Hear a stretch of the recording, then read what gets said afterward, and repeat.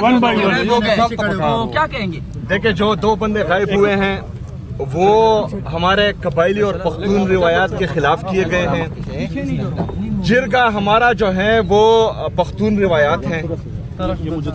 जिरगे में लोग आने से लेकर वहाँ बैठने से लेकर फिर वापस जाने तक और अपने घर पहुँचने तक ये जो है जिरगे के मेहमान होते हैं।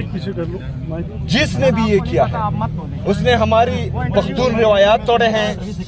जिसने भी ये किया है वो हमारे पख्तून कौम के अमन का दुश्मन है। जिसने भी ये किया है वो नहीं चाहता कि खैबर पख्तूनख्वा में अमन आए। जिसने भी ये किया है वो पख्तून कौम का, पख्तून रिवायात का और इस जरगे का, पख्तूनख्वा में अमन का, खैबर पख्तूनख्वा में अमन का वो दुश्मन है। मैं कोर कमांडर साहब से भी ये कहता हूँ कि आप नीचे देखें जिसने भी ये किया है, क्योंकि इसका रद्द-ए-अमल बहुत सख्त आएगा। इसमें जो है स्पीकर खैबर पख्तूनख्वा असम्बली, हुकूमत खैबर पख्तूनख्वा, ये सब हमारे मेहमान थे। इसमें फिर हम जो है मुद्दी बनेंगे। तो ये जो है बहुत गलत काम किया है जिसने भी किया है।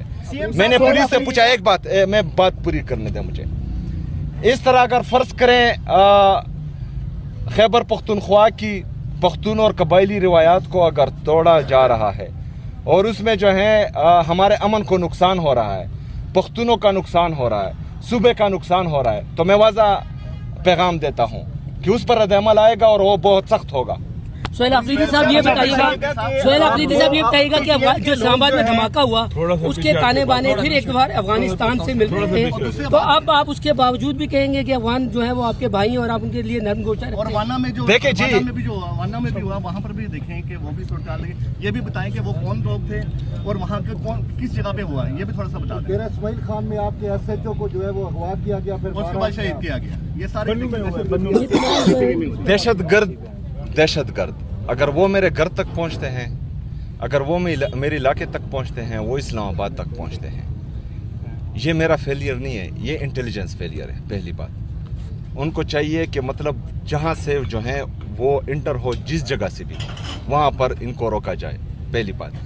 दूसरी बात कि दहशतगर्द का ना कौम होता है, ना मज़हब होता है, ना मुल्क होता है, वो दहशतगर्द होता है। उसके लिए ज़रा बराबर भी जो है रियायत, मैं कहता हूँ कि वो इंसान दुश्मनी भी है और मुल्क दुश्मनी है, कोई रियायत नहीं होनी चाहिए। ताने बाने जिस भी मुल्क से उनके टच हो उनको सामने लाए।